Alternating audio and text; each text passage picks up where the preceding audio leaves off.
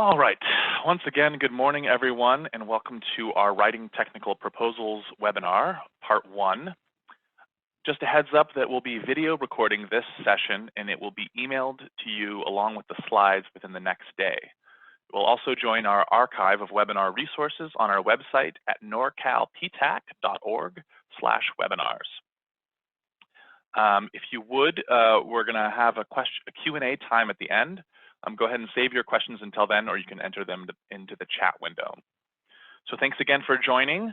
Before we hand things over to Mary Jo Juarez, who is the procurement specialist who will be giving a presentation today, I'd like to tell you a bit about our program and the free services we offer to small businesses like you. My name is James Forrest, and I'm the program coordinator for the Northern California Procurement Technical Assistance Center, which is a bit of a mouthful. So we just call it Norcal PTAC for short. Our very own procurement specialist, Mary Jo Juarez, will be facilitating today's workshop. Norcal PTAC is a nonprofit program set up to help small businesses achieve success in the government marketplace. We're funded primarily by the Defense Logistics Agency, or the DLA, with extra funding from grants from other state and local funds. This is all good news for you because it allows us to provide our services at no cost to the public. We're hosted at the Humboldt State University Sponsored Programs Foundation up in Arcata, California. And last year, believe it or not, Norcal PTAC actually helped our clients win more than $268 million in government contracts. If you're located in, if you have a small business or a pre-venture enterprise located in one of these 15 counties listed here, on the map in green, then you're eligible to apply for one-on-one procurement counseling. As I mentioned, our main office is up in Arcata, up in the top of the state on the coast there. But our team is located all over the US, including Los Angeles, Nevada, Washington State, and even New Mexico and Virginia. We brought together the best expert specialists from across the country to help you succeed. All counseling can be provided remotely by phone, email, or video conference. And we now have office hours in the Bay Area at San Francisco and Richmond, so you don't even have to leave your office if you don't want to receive the help you need. Every PTAC provides 3 core services. Go back a couple slides here. The first one is one-on-one counseling.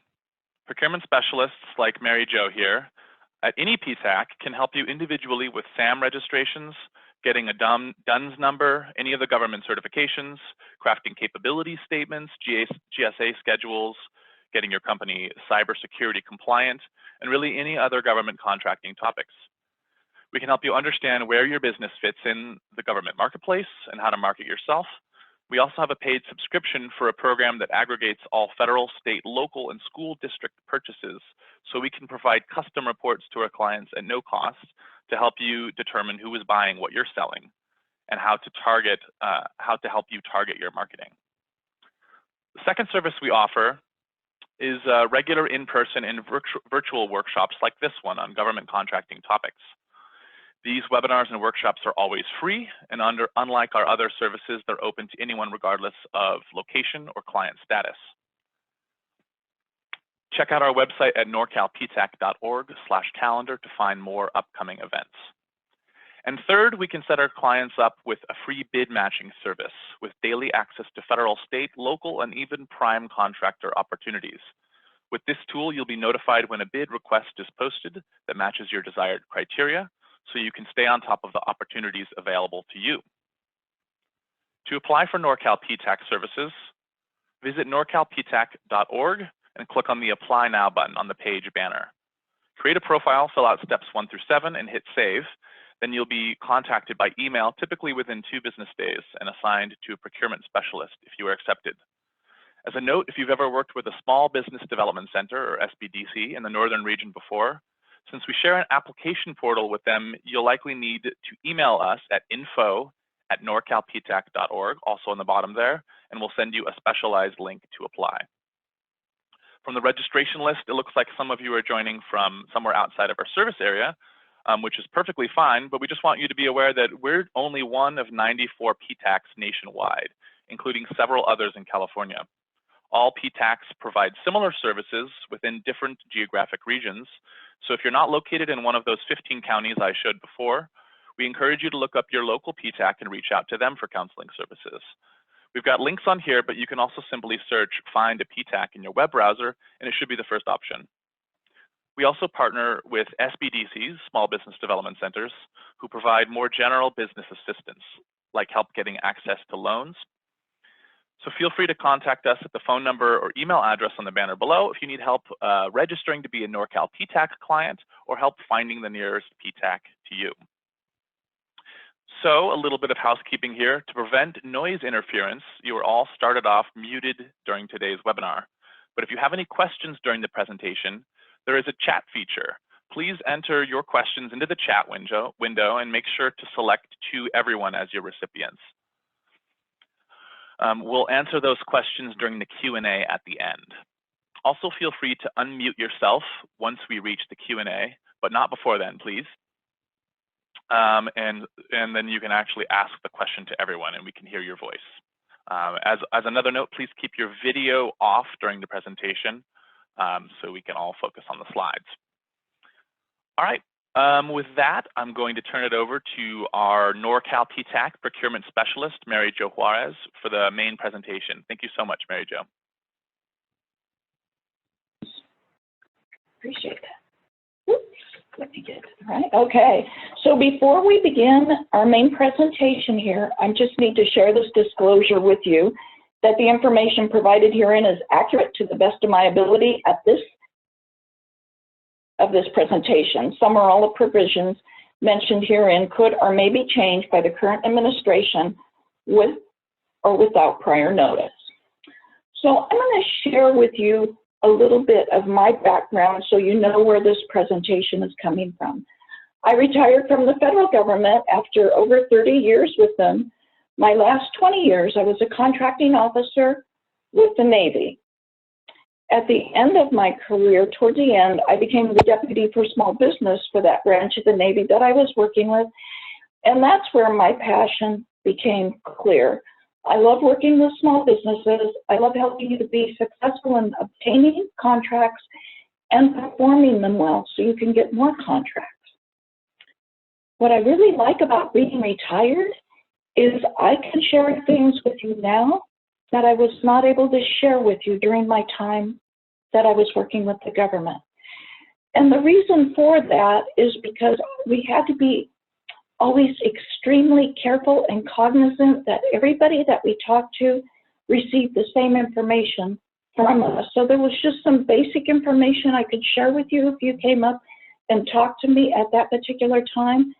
But if I wasn't sharing it with all the other small businesses, I wasn't allowed necessarily to share that with you. So even with this presentation, the things I'm going to share with you are not things that I've been able to necessarily share in the past with small businesses during that role, but I believe it will make a difference in how you see and view the clients that you're working with. I became a PTAC counselor about 10 years ago and have looked for various PTACs, but there's something that I need to make clear up front to everybody right now. I am not a proposal writer. I am a proposal reviewer. So I'm not going to share necessarily the technique and this and that of how to write your proposal, but I'm going to share it with the eyes of someone who is reviewing your proposal and what we're thinking as we're going through that process. So my goal today is just to help you understand what the government is looking for in a proposal response. And I always have a word of the day because to me it's really important. If you remember one thing from this webinar, today it's going to be risk, because everything we're going to be talking about today is different tips and elements that you can incorporate to help you lower your client's risk, and at times also lowering your risk. Okay, so common challenges. Government contracting is a world with its own language and rituals. Oh heavens, we've all encountered that, haven't we? Just with the acronyms that you have to learn. Federal contracting and actually state contracting, any technical proposal writing is both a significant business expense in your time and money. Contracting regulations for the federal government are usually established on lessons learned. Basically, what the federal government does is anytime they go to court or there's a claim and they learn a lesson, they go ahead and end up making a new rule to address that. And as a result, it's 100% procedure driven, which is something that you see. So before we go on to the next slide, I just want to share a story of an experience I had with a couple clients. And this theme is going to come up throughout this webinar, which is why I'm sharing it with you now. A couple of years ago, the Navy had a multiple award construction contract, MACC, M-A-C-C, that was awarded to 6 contractors. They received 29 proposals. It had a 2-phase process where 15 proposals were sent forward and the others were immediately disregarded out of those 29 proposals. Only the A+ proposals moved forward. The average and above average did not. So keep in mind that 29 proposals that the reviewer's looking at, because I'm going to keep going back to it. And 2 points from this story. Number one, that contract was for 5 years. So those 6 contractors who won that particular contract had that work socked up for the next 5 years. So it wasn't out there for you to propose or bid on. However, the most important point, the second point, is always consider subcontracting, because they were all out there looking for small businesses. So just food for thought. So now with all this wonderful information I've just shared, why do you want to do this? Well, because it's a lot of money. Who doesn't want a piece of that pie? I've helped contractors that you wouldn't even, I mean, the government buys everything. I helped award a contract for dogs to chase the geese off of a military runway because they didn't want, the geese, the runway was near the water, the geese would come in and settle, and right before their jets would take off, we would have the contractor send the dogs out to chase all the geese off so they wouldn't get caught in those jet engines and those multi-million-dollar machines as they were taken off. I helped a woman who sold balloons. She came up to me at a PTAC conference and had said, I've got one for you. I sell balloons. What? You say the government buys everything? Prove it. Well, we found actually several situations. She's still doing this where the government, like when the Navy ships come in, they have those big arcs of balloons, and when the various services, even the hospitals and whatnot, have their dances because it's very military employee driven. She was providing the balloons for those situations. One of the funniest ones I did was goats, and the client that I was working with wanted goats. This was on a Marine Corps air base. They wanted goats to take over the lawn services, part of the lawn services, and also some of the brush that was on the base. And it worked really, really well on the brush, but I got a call right away because the goats weren't really well behaved and they were headbutting the military members when they walked out the door and chasing their children. So sometimes it works and sometimes we have to make adjustments for it. So our agenda, we're going to cover 4 things today. This class is really a 2 to a 4 day class, so I picked out some things that I think are most important for you to focus on. So we're going to talk about reading and understanding the solicitation, following the instructions without exception, writing to the client, and investing in a thorough red team review. This slide is all about reading and understanding the solicitations, the types of solicitations, the forms, the acronyms. If you don't know that a CLIN, subclin, and ELIN are pricing terms that they use, it's a great time to contact your PTAC, who can give you their webinars, their classes. We can connect you with Govology, who has a wonderful session on different types of solicitations. Okay, so why is this slide important to you? Why are you listening to this? Because if you don't know where to look, where the information is going to be buried, you're going to get in trouble.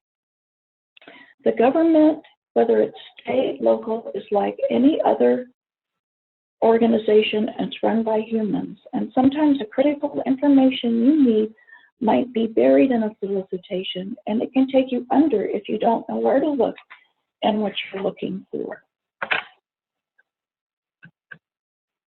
Okay, so follow the instructions.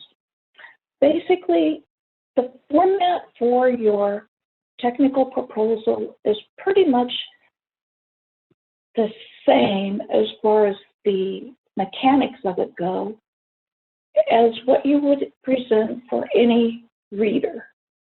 So this is pretty much the same information you would follow when preparing a resume, possibly writing a news article.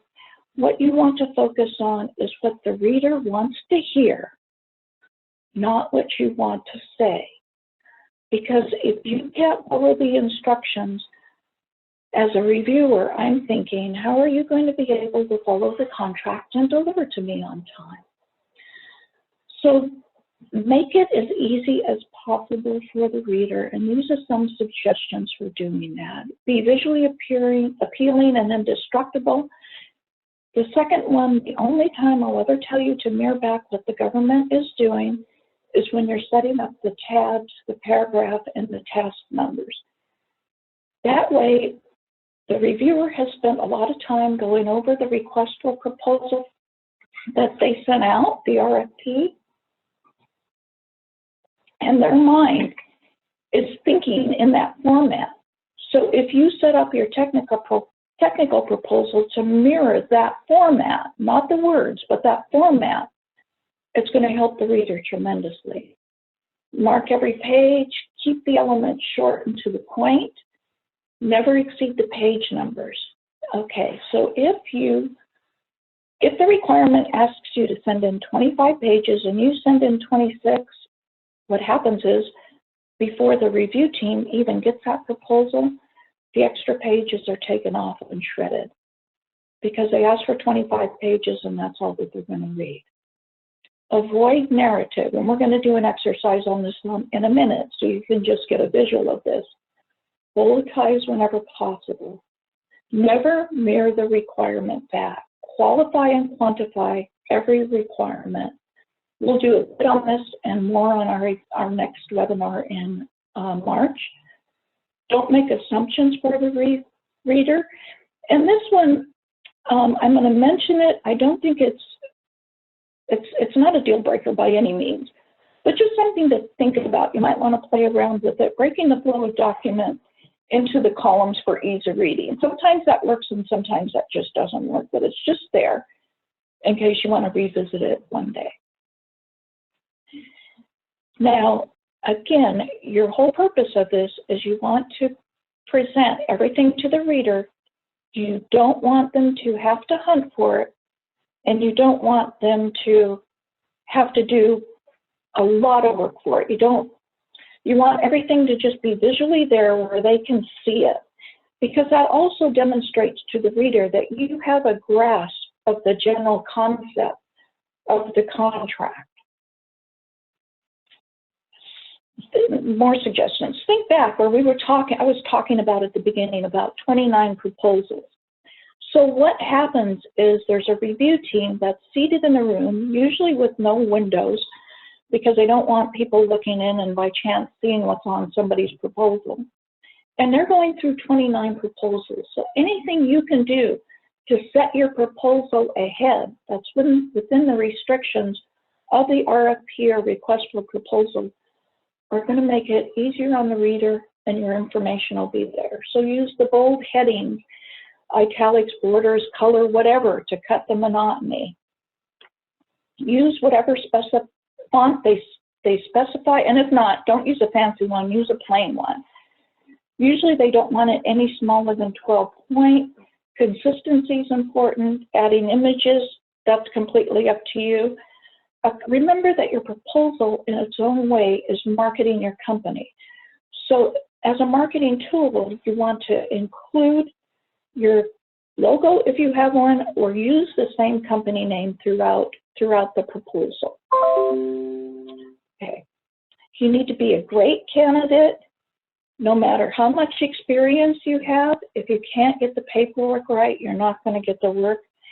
And what's really unusual, and I've seen this happen time and time again, is incumbents of a particular contract. Somebody who's been doing that contract for 2 years, 5 years, however long, they more often lose the contract when it comes out for bid again than they stay in and regain it. When you look at the percentages, the incumbents lose on a higher basis.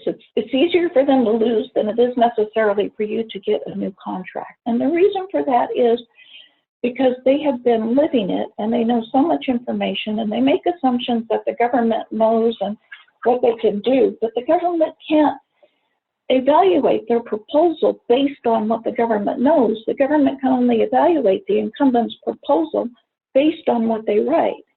And some of the hardest proposals that I've had to review, where I've had to go back multiple time to a company, are where they're considered the incumbents. Okay, so now let's do a little exercise. So the screen I have up here, I'm not going to read this whole thing by any means, so don't panic, but it says basically provide a detailed description of the project and the relevancy to the proposed project requirements of the RFP. And this is actually very well written. It's got photos in there to break it up a bit. It's got paragraphs. It qualifies and quantifies. They've got a 3-story, 30,000 square foot, and then down below they've got a 2-story, 66,000 square foot. This is what we talk about when I talk about a narrative. Okay. This is the same information, the same slides, but it's just broken into bullets. How much easier is this on your eyes to read? It's just like things are jumping out at me even now as I'm going through it. I'm going to go back to the first one again. Okay, I'm reading 29 proposals. This might give me a little bit of a headache, but I get through it. This, I would be able to take my evaluation sheet and pull the information right out and mark it, check, check, met this, met this. So let me tell you a little situation that I encountered as a PTAC counselor with a document like this. I was asked by one of our clients to go with them to a debriefing, and the client knew ahead of time because they had been notified by the government that they had not won the award of the contract, but they wanted the debriefing to figure out why, because they could tell that their price proposal was lower and it was technically acceptable low price, and they just knew in their hearts they were technically acceptable. So we got to the debriefing and the government started telling them everything that was great with their proposal. You met this, you met that, your price was lowest. However, we could not award to you because you did not address the safety criteria that we had in our request for the proposal. And the client said, wait a minute, it's here on page 27. And sure enough, we all flipped to page 27, and there it was, buried in narrative like this, and the government missed it. Okay, now think about that. If it had been called out, they would have probably had a number 11 down here and another bullet underneath it addressing the safety proposal, or the safety part of the proposal, rather than burying it in this narrative. So those are the type of instances that come up in situations like that, and it was just a really kind of a heartbreaking situation. This one, oops, here we go. This one, the meat is buried. This one doesn't have fluff, and you can see what you need to see right away. So just keep in your mind as you're doing these about relief for the proposal.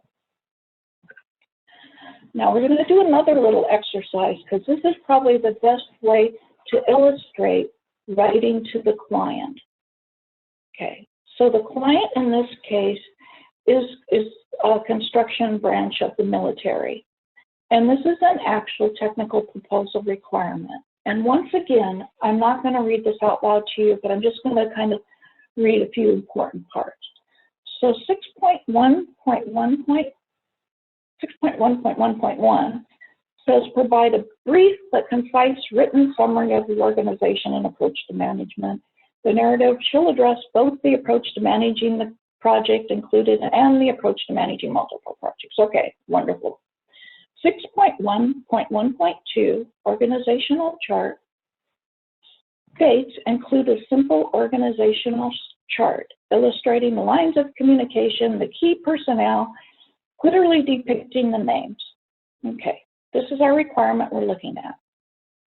So in class, when I ask everybody, take a few minutes, let's take 5 minutes, and I want you just to write up a brief, a simple organizational chart, brief but concise, you know, all of these buzzwords in here, that does what this requirement asks. This is what I usually receive.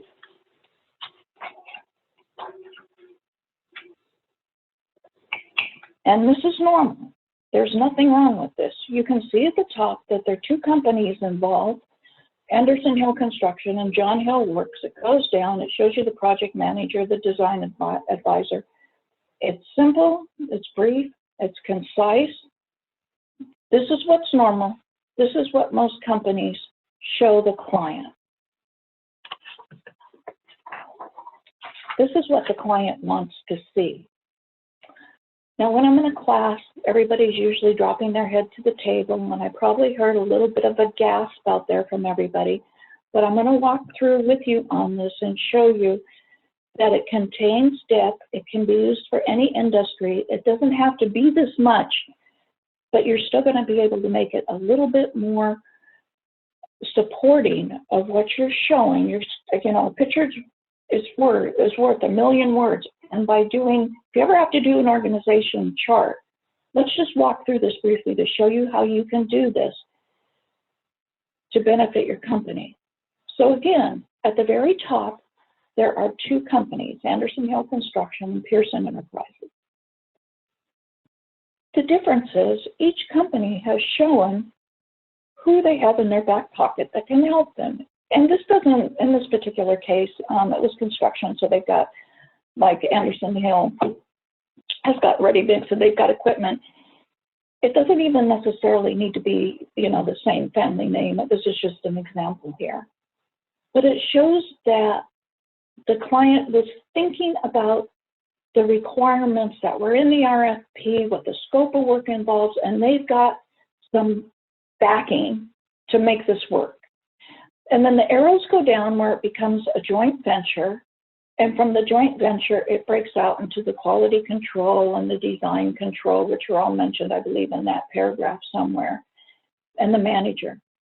Now, the other important thing for those of you who are looking at applying for IDIQ contracts, indefinite quantity, indefinite delivery type contracts, where if you don't know, those are the contracts where the government does not know at the time that they're putting the contract out what all the requirements are going to be, and they're kind of hard to propose on in some ways, because the government might have a seed project, but they don't know exactly what the future is going to be holding.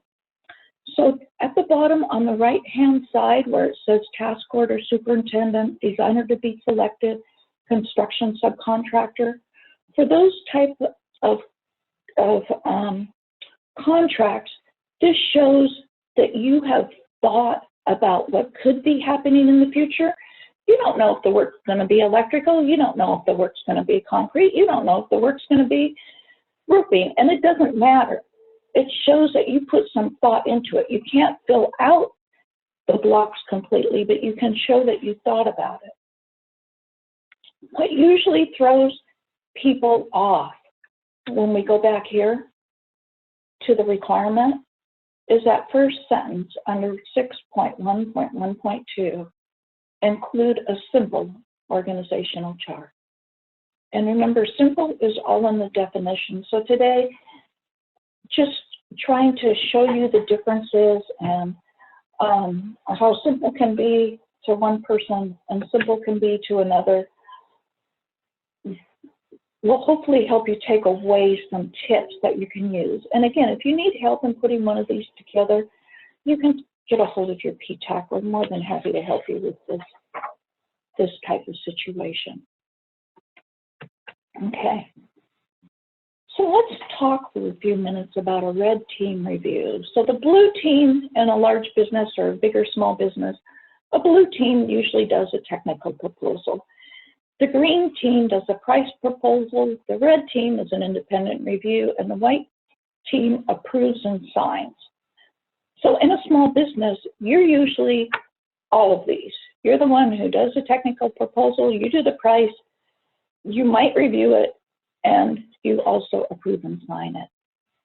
And what I would like to share with you today is to consider, even if you do the whole proposal yourself, consider an independent review. You can use your PTAC, you can use someone else in your own company, just somebody who hasn't looked at it, because it's really hard to review your own work. It doesn't matter what you're writing. It's really, really difficult to review your own work. So just a little bit of food for thought. What happens is you get caught up in your own story and you leave the important stuff out, and then it becomes, you know, the reader's opinion. Now, another little element that might help is as you read through the RFP for the first time, the request for proposal, make yourself a little tracking chart. And it doesn't have to be this exact one by any means. It could be anything that works for you. But where there is a requirement, write it down and leave some blocks so that you or the PTAC or the individual who is reviewing it can check and make sure that you've included everything that's important. And it's easiest to find that your first time through the RFP. Then you're taking away the reader's opinion and you're making it a checklist in your proposal review. So they're going through, somebody is going through and checking and making sure you've got the name, title, and signature, that you've addressed the roles and responsibilities, and that is all done. Okay, that's also going to help you to save on pages, because if your reviewer is looking through the document and you're thinking, how am I going to squeeze this all in? And they start taking out the fluff and the stuff that you don't need and focus on the information that's on your team review tracking chart, oftentimes the page numbers go down significantly to give you more space for either photos or charts or whatever you want to include. So I made a suggestion about a year ago to a small business who was brand new in government contracting, and I said, I'm just going to call him George.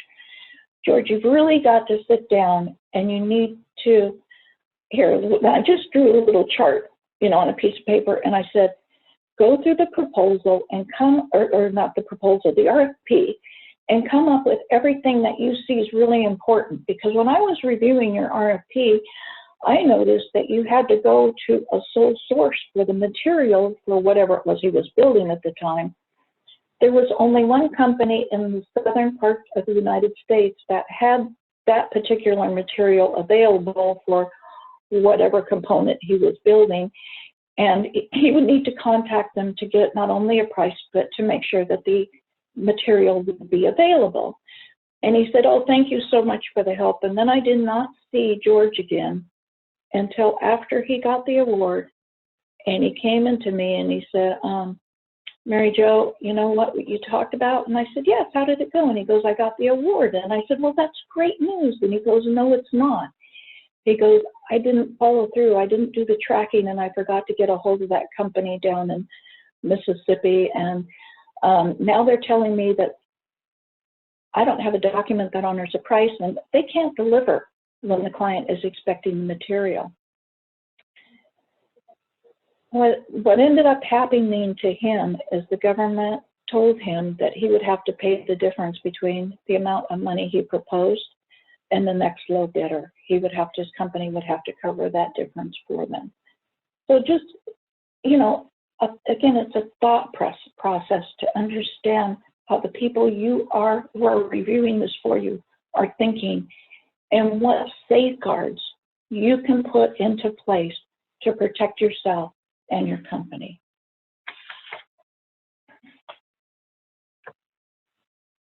Just kind of some items to review, to consider as you're reviewing. Do you understand the customer's needs? Do you have a winning solicitation? Do we show features, benefits, and proof? Does every word count? And we'll talk about words in great detail next month.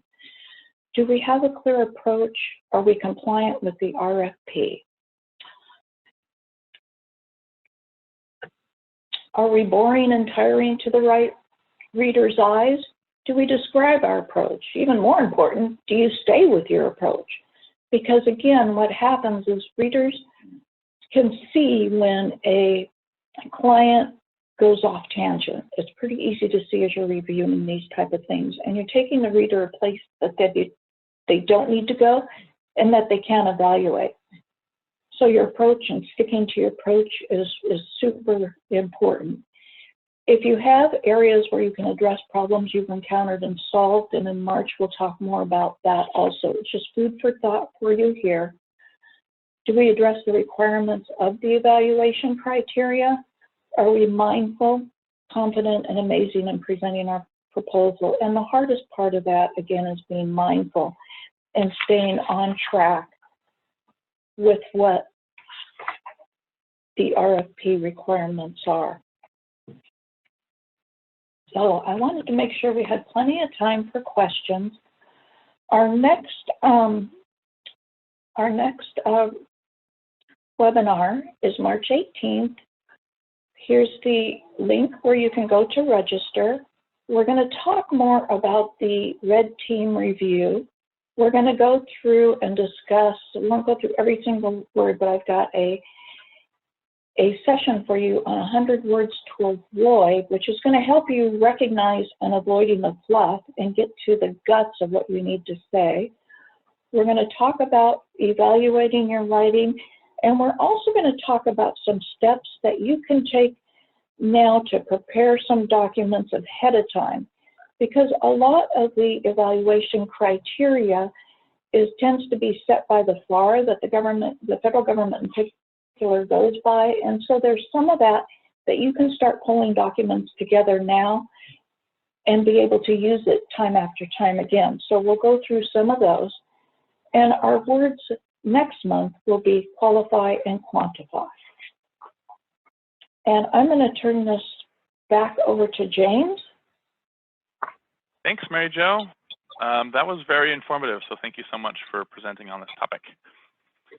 We have ample time now for a Q&A session. So as I mentioned in the beginning, there's two ways to ask a question to our wonderful presenter here. The first way is to type your question into the chat feature. If you're using Zoom in the version that I'm familiar with, there should be a meeting controls option at the bottom which says chat.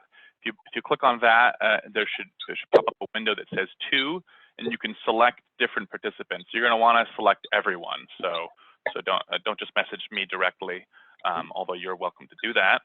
It's better to select everyone so we can all read along the question.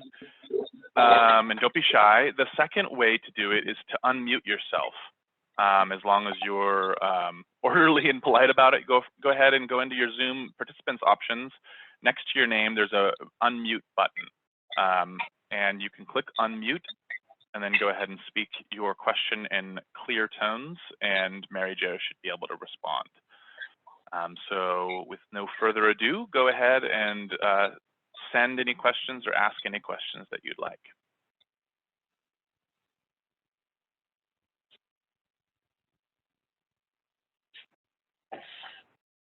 So someone is, Mary Jo, I'm going to read the questions out to Mary Jo when you send them in the chat feature. So someone is asking where Mary Jo is located. You can address that or not. It's not really relevant, but. Okay, I'm actually located in Silverdale, Washington. But I'm happy to work with you as a PTAC client, either through a Zoom meeting or through email, through phone, whatever will work for you. That's right. All of our counselors can do remote sessions. So we have a lot of different ways of connecting with our clients.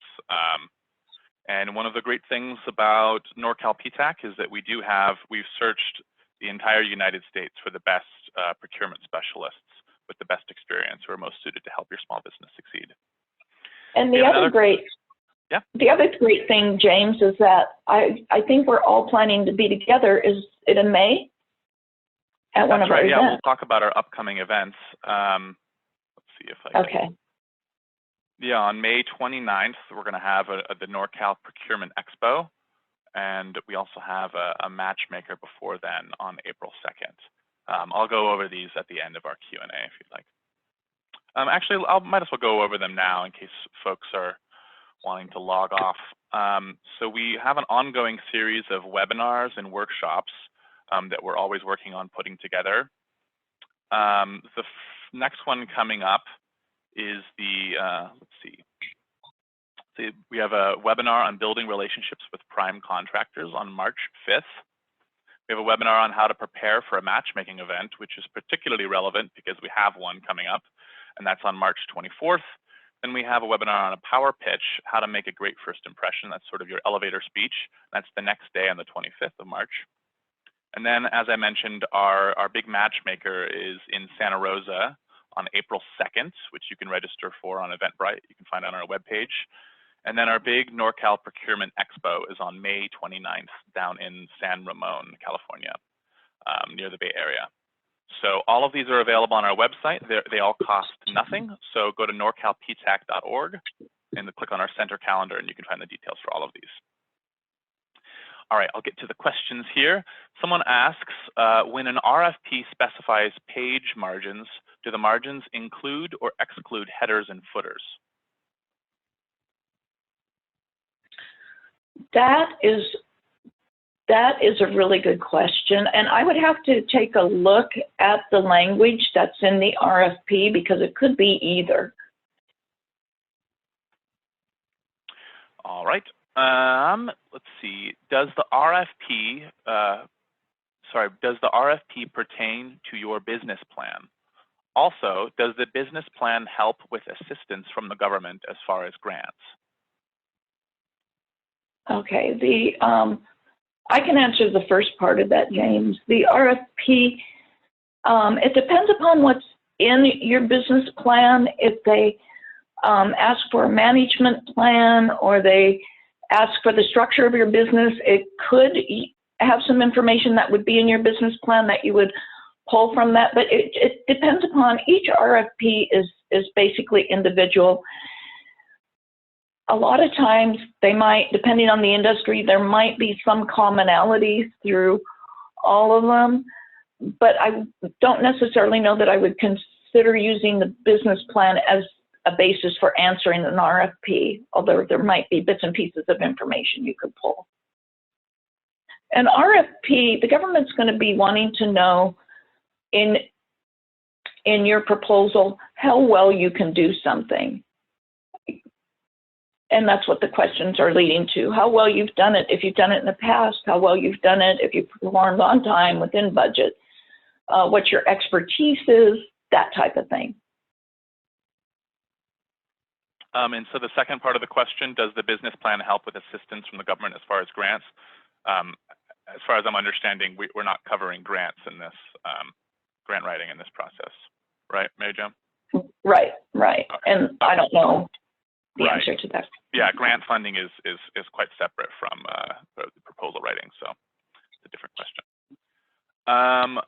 Someone asks, Shankar Roy asks, I have opened a brand new company. I am not able to get certified as a small business till 6 months. How do I get my foot in the door? That is also a really good question, and I think it would be really, I think you make a great client, because we could help you with that and help you to look at what steps you need to take to get everything in place. If you're going to be looking at working with either the state of California, local government, or eventually the federal government, there's certain websites and places you need to go to register, and we can at least meet one-on-one with you through the phone or through a Zoom meeting and sit down and go over some of that information with you to make sure that this is what you want to do and that you're on track for doing it if it is in fact what you would like to do.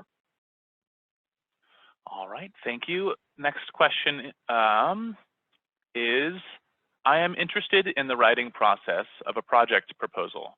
I missed out on an opportunity because I didn't know how to write a technical and a financial proposal. Do you offer such training?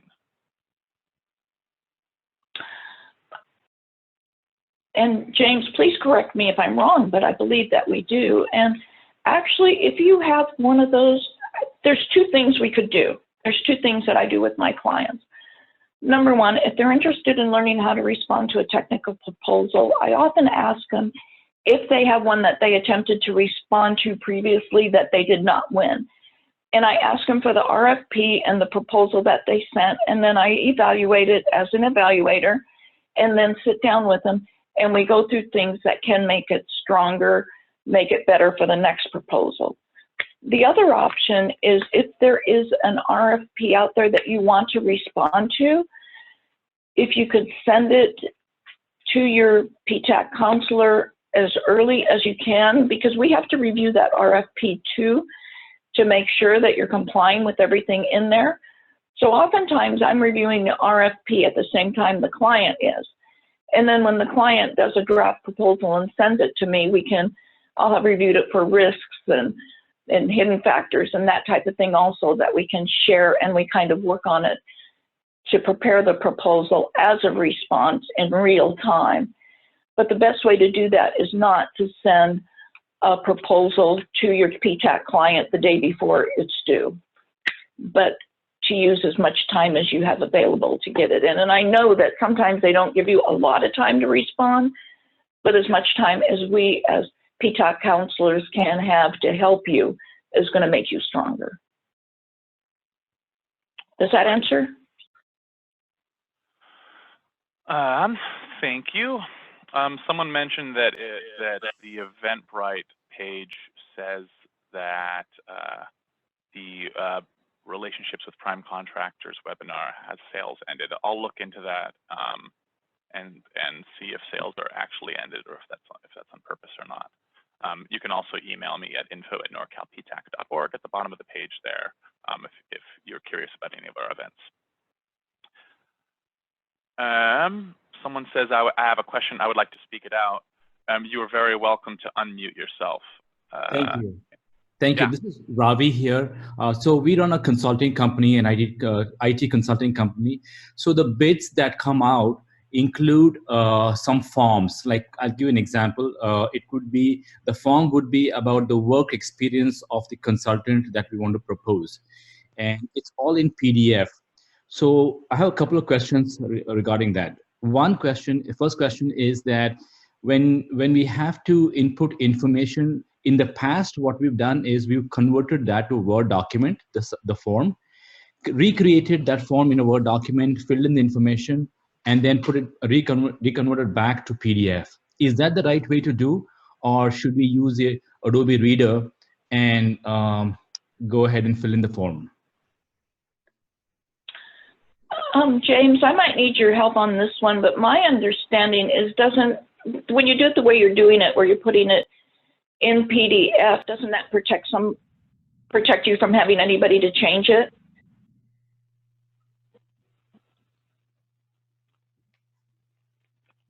Are you still there? Yes, I am here. So, ma'am, what I was saying was that, yes, we converted back to PDF, from Word to PDF.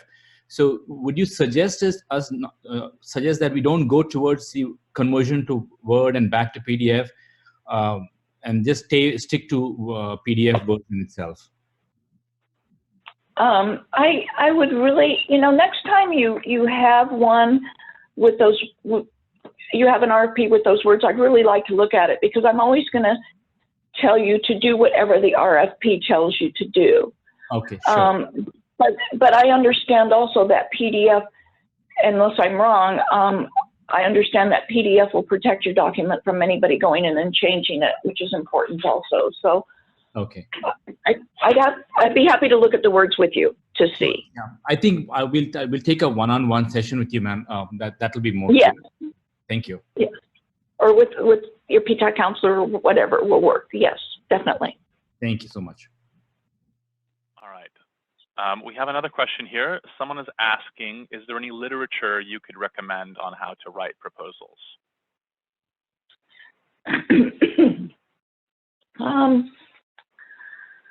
I'm just trying to think. In our next webinar, I'm going to actually have some documents in there which are actually handouts that we give to companies in writing proposals. I don't write proposals per se, so I don't really have any literature on how to write them, but I'm more than happy to go in with you and review something that you've done and help you to make changes and make it better. All right. And James, yeah. I'm sorry, James, would there be someone else in our PTAC who might better be able to answer that question? Is that something that we could ask the group and then maybe send out? Yeah, if any of you would like to follow up on a question or feel like there's you're looking for a deeper answer, go ahead and email me at info@norcalptac.org. I can follow up with either Mary Jo or one of our other procurement specialists or our whole team. So we're very, very open to follow-up questions. So don't be shy. Yes. We have another question that says, how do you find RFPs? We are a new company. Okay, so again, that would be a great session with the PTAC counselor. The best tool that I personally know of is our bid match, which James talked about in the very beginning, which will connect you with opportunities from a number of sources as your keywords and NAICS codes pop up. It's something that as a counselor we can adjust with you to make sure that we can make it work. So, James, do you have anything to add to that? Yeah, absolutely. Like you said, our bid matching service is something that we actually pay for with our grant-funded money, so we can offer it to you for free. And it aggregates state, federal, and local RFPs and other opportunities, so you can bid on them. So that's a very good way to do it. To me, that's the best way to do it because it saves you from having to go out. James and I could give you any number of websites where you could go and you could do a search. But that's going to take your time, or it's going to take you hiring somebody to do that, where Bid Match does it basically for you.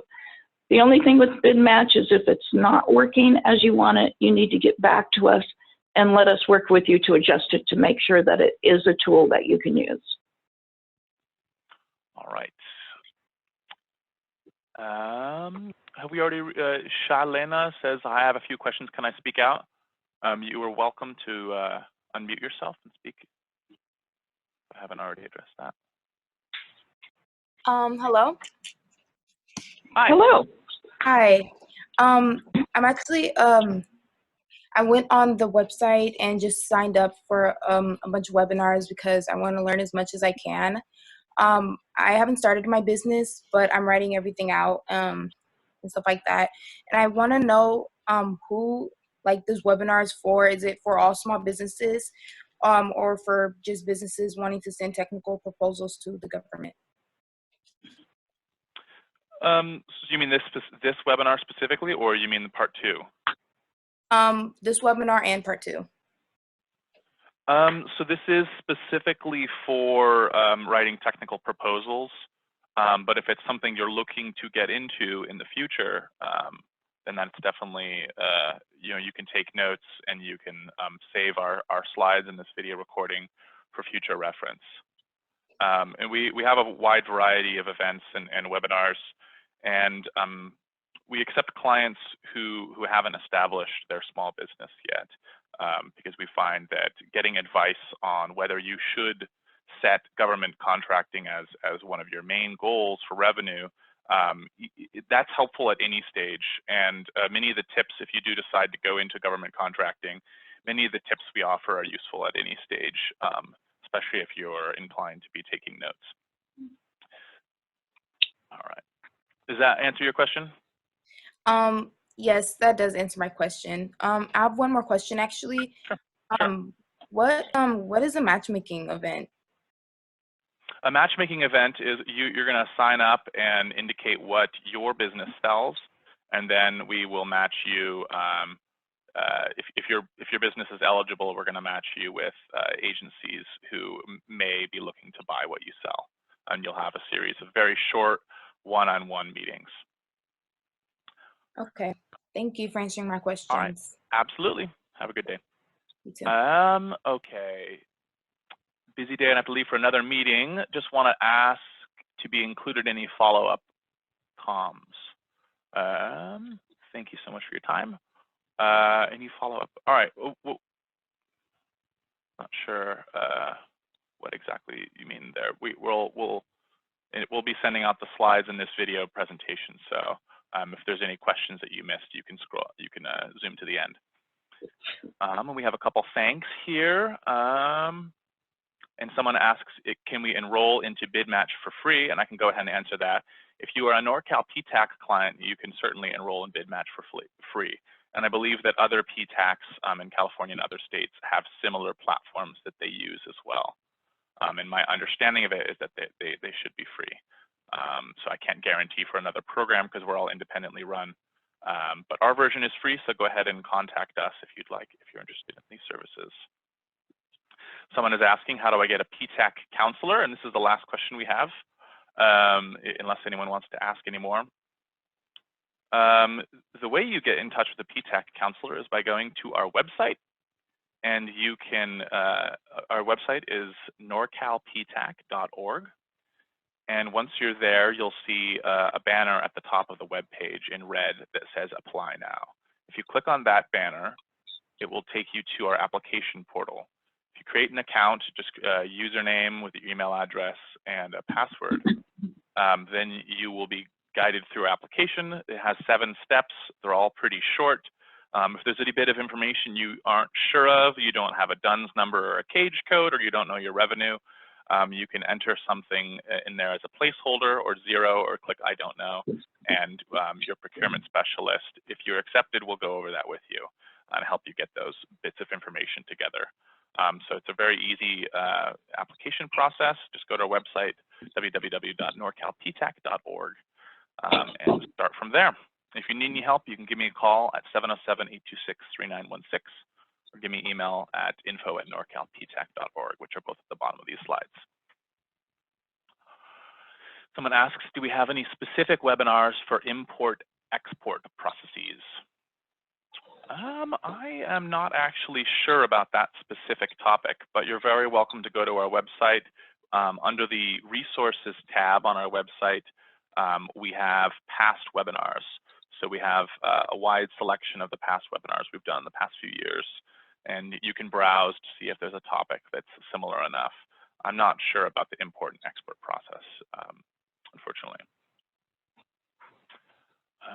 So we have some more thank yous. It seems that people were appreciative of your presentation, Mary Jo. Does anyone have any other questions before we end the session?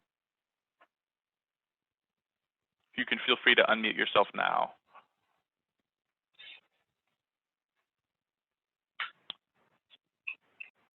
All right. So thank you again, Mary Jo, and for everyone for joining. We really appreciate you taking the time to set aside to help your small business and participate in Norcal PTAC's events. We'll have to cut things off now, but want to let you know that you should have just received an email from us, or should receive it very soon. This email will have a link to a survey, an evaluation that we'd really appreciate if you fill out to let us know how you felt about this webinar. We always want to be improving our services so we can help you guys out. So go ahead and fill that out in the email and send it back to us. Also in that email, as promised, or in the follow-up email, there will be a recording and today's slides posted. So we've been recording this whole time, so you can come back and reference it later. This email will give you a link where you can be able to find those resources, and I should get that up no later than tomorrow. Also, please don't forget, as mentioned, that Mary Jo will be presenting the follow-up, the part 2 to this webinar, which will be on March 18th, which you can also find on our website calendar. And you can see on this slide here. So once again, thank you so much for joining our Writing Technical Proposals webinar, and have a great day. Thank you. Thank you.